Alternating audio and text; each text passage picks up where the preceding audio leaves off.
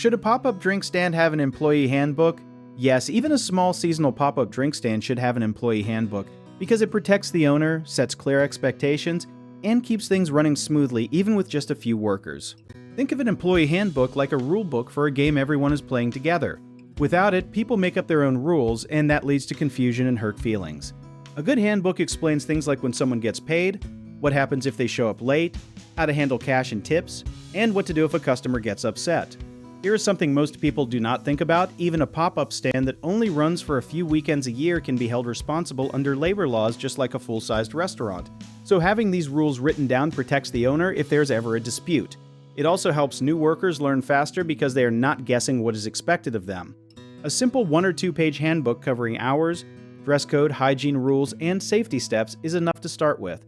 It does not need to be long to be effective. One common mistake is owners thinking a handbook is only needed for big businesses, but even a tiny team benefits from having rules written down instead of relying on memory.